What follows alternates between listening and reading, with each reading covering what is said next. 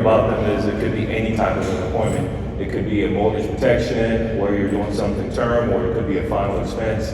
And it's like a mixed mystery appointment. You never know what you're going to get when you get there. And so it provides an opportunity where, I've had appointments where I write, $3,000 in premium. Other appointments I'm writing, $800 in premium. And so I always start all my appointments the same way. And then based on what the client's looking for, I know which direction to go. We're going to set this up as a final expense appointment, and I'm just going to go through it. You can take some notes, and then we'll go from there. So, hey, Miss Michelle, I'm Jermaine. How you doing? How are you? Doing well. So, I know you filled out this form online. Most of my clients that fill out this form, either they have some insurance and they need more because it's not enough. Or they have none at all and they need some because they don't want anybody to be burdened. God forbid they die and pass away. So what's your situation? Well, I realized after I retired that I no longer had any insurance. Yeah. So I'm just needing to get some. Makes sense. And that's a lot of my clients. I get folks that retire and, after a while they realize, wait, all my benefits are gone now and now I need to make sure I have some insurance in case something should happen. And then they go online and they start shopping for insurance and fill out a form, and here I am, right? I like to call it, the Uber for life insurance. I show up and deliver it to you. So what we're going to do today, I'm going to get you taken care of. It's a simple process. I work with about 15 different insurance companies, so I'm a broker, and my goal is to really kind of help you find exactly what you can get qualified for. The most we can do today is put in a request for coverage and give the insurance company a couple of days to let us know if they're going to cover you, and I'm going to fight to make sure that we can get you some coverage in place. So I like to kind of get an idea of what you're looking for, because some people, when I meet with them, they'll say, well, Jermaine, I need $1 million policy. Some people will say, Jermaine, I only need about $20,000 to make sure that my son or my daughter, can put me to rest and maybe have a little money left over. So who are we trying to protect? Who's the person that you're concerned about leaving something behind for? My son, Tucker. Tucker, okay, gotcha. And is he here locally in Florida, or is he live? He's up in Alabama. Up in Alabama, okay. Tucker married or kids or? Yeah, he has 2 children. 2 children, okay, gotcha. So he's got his family and everything like that. So you don't want to leave a burden on him. You want to make sure things are taken care of if something happens to you. How much do you think Tucker would need to kind of take care of everything for you? Well, I'd like to be buried, so I know that can get kind of expensive. And I'd like to have a little bit of something extra, maybe for the grandkids. Grandkids to leave over. Yeah, a lot of my clients, they're looking, when you're just looking at making sure that your burial's in place, somewhere maybe 20, 25, 30,000 or more, depending on what you're trying to leave behind.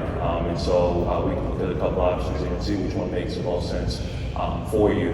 Some of my clients will tell me, hey, Jermaine, I've got a specific budget because I'm retired, and you're retired, right? Yes, that's correct. I'm assuming a fixed income. Yes. You don't have unlimited income. No, unfortunately. Okay, great. So, and then how about how much is that, net income coming in each month? It's about $2,000. I've got pension and Social Security. Okay, gotcha.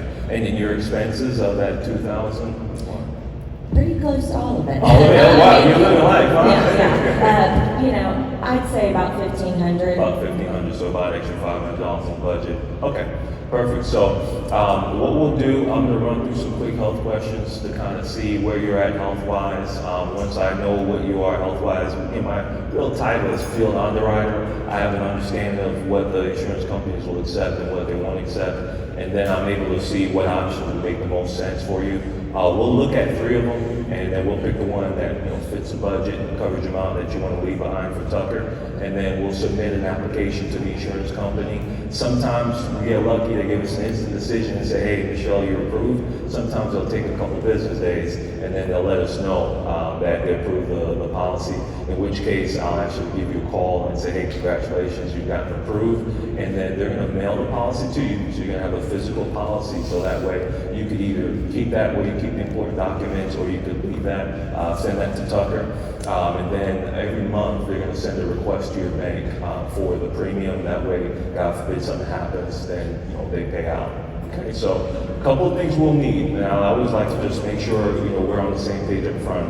One, the insurance companies are going to scan your medical records, so they'll need to know your social, and then Two, of course, we need some type of a picture ID, so I'll get that when we're doing the application, because I got to verify you're Michelle. And then also, the insurance company, every month, they're going to send a request to your bank for the premium. So you'll need either a checking or savings account. I'm assuming you have one of those, right? Yes, I do. Okay, perfect. All right, so what I'll do, I'll run into some quick questions here, and then we can see, what we can put in place for you and see if we can get it approved. Does that make sense so far? Yeah, it does. Any questions? Absolutely. Not yet. Okay, all right, good. Yeah, I try to make sure I keep it nice and simple. So, obviously, I know on the paperwork here, it says you're 65. What's your actual date of birth? 3/10. Whatever year. All right, good. I like how these things you age. The last appointment you was 45, now you're 65. So. All right, perfect. And then we said Tucker is your son. He's in Alabama, right? That's correct. Okay, perfect. All right, and then retired. Good. What company or what line of work were you in? I was a teacher. Teacher. Okay, awesome. Bless your heart. I got two kids. I've lots of patience. Yeah. Yeah, you guys deserve more pay, I'll tell you what. All right, and now a couple quick questions on the health side. Are you a smoker or a non-smoker? Non-smoker. Non-smoker, okay. And have you been in the hospital in the last 5 years for anything? No. Okay. All right, any major health issues over the years throughout your life, like cancer, heart attack, stroke? No. Okay, any diabetes? No diabetes. Okay, any blood pressure? Yeah, I do have high blood pressure. Well, you work with kids, so that's understandable. All right, what do you take for that blood pressure? Lisinopril, okay. And it's just one prescription, not multiple? No, just one. Okay, all right, awesome. And then any respiratory issues like asthma, sleep apnea, anything like that? No, none of that. Okay. No COPD or anything like that, all right? That's right. No liver, lung, kidney issues? No. Okay, perfect. Anything else that you could think of that you might have been prescribed, and maybe you didn't even take it over the last 5 years or so, where they would say, hey, try this out, or anything like that? No, I did have a knee surgery. Okay, probably some pain medication. Yeah. Then. How long ago was that? About 6 years. About 6 years ago. Okay, awesome. All right, good stuff. So overall, good health. Yeah. All right, well, great job taking good care of yourself. And that's important too with the insurance companies, because that's what they're looking at, especially when we do what we're doing, which is what's called non-medical. We don't have to have a nurse come out and prick and prod or anything like that. So they're able to quickly look at the medical history and figure out, either in a couple minutes or a couple days, that they'll go ahead and put some coverage in place for you. So, and I'm going to break here, guys. It's so important to do a good job on that portion, because you don't want to write a policy and then it gets declined. So you want to make sure you're digging deep there and you ask that question. Always helps me uncover if there's something, because a lot of times you'll have clients that they'll have prescriptions that they don't even take. And in their mind, they don't have it, but it's on their medical record. So you want to make sure that you are asking those questions to pull that information out of them. And it's kind of like a drug bust, right? Because you want to make sure they tell you everything that's ever been prescribed, and that way when it comes up with the medical record, you know which way you could go. And make sure that in your bag you have the underwriting grid for the different products. We have one in our agency that just tells you the health conditions, and you're able to just look quickly and say, okay, yeah, based on this health condition, America will approve, or whoever else will approve. So, let me ask you this, Michelle. Overall good health. We say you want enough to leave behind for Tucker if, God forbid, something happens to you, or when something happens to you, because it happens to all of us. And you also want to leave a little behind for, grandkids as well. How many grandkids? 2. 2 grandkids, okay. Gotcha. So, when you look at it, the average funeral right now is somewhere between 15 to 20,000, right? So we know we at least got to have that much. What do you have in mind as far as what you'd like to leave over for the grandkids? Do you have a specific number, or? No, maybe a couple thousand, each for Okay. each one, maybe 5,000 or so. Okay, perfect. So what I'm going to do, I have a pretty good idea of who we can get you approved with, and again, I can't make that final decision. I'm just a field underwriter, but I'm going to show you 30,000, 25, and 20. 20 being that minimum amount to make sure that anything happens Tucker doesn't have to worry about coming out of pocket.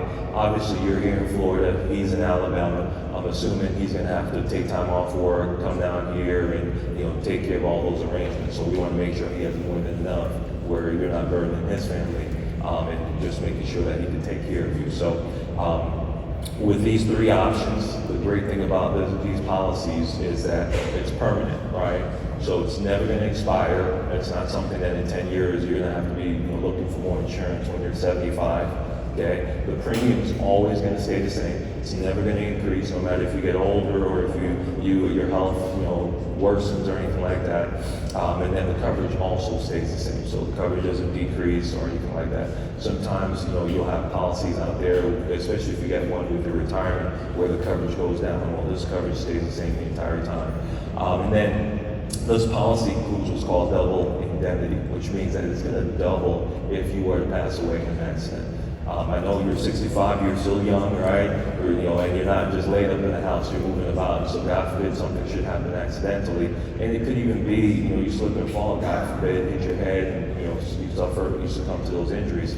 Now this pays out 60,000 instead of 30,000, okay?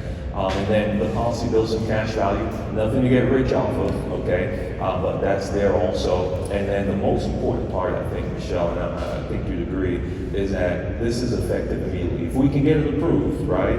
God forbid something happens to you a week from now, okay? We're able to go ahead and put a claim in and make sure that Tucker has that money. And I'm sure that's important to you, right? Yeah, absolutely. Okay, perfect. So here are the three options, okay? And what I want you to do is, you know, one, which option would make the most sense for your budget so it's not a burden to you while you're still living, but more importantly, what's going to make sure that Tucker is not burdened that day when you do die?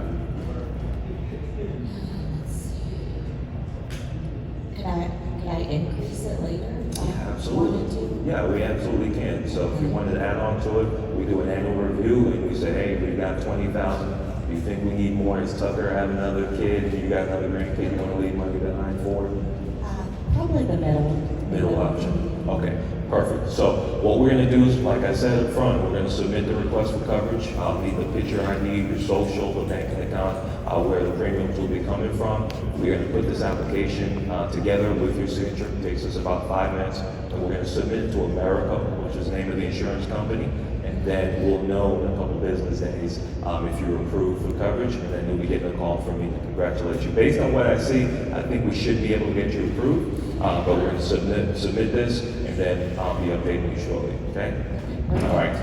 So, guys, that's how simple I do it, and then from there, I do what I say I'm going to do. We submit the application. And the reason, you know, everybody does it a little bit differently. I like to kind of leave it open. I don't tell them that they're getting approved right away, even if America tells me they're approved, because I want to be able to follow up, and I want to be able to create that relationship where I'm saying, hey, congratulations, you've been approved for coverage. I was pretty sure you were going to be approved, and people get really excited about that. And then I review with them, hey, you're going to get your policy in about 7 to 10 days, and then the first premium request is going to be coming out of the bank account like we talked about. So I set it up that way, and then my wife, thankfully, she works with me. She does all the follow-up. And so I'll tell my clients, say, my wife, Tanika, I'll show them a picture of my family on my phone here. And I say, my wife, she's going to be giving you a call to let you know. And sometimes the call is next day. And sometimes the call is 2 days from there. But within 1 to 2 days, she makes a call and lets them know that they've been approved and they're good to go. And it's that simple. So, all right? Yeah.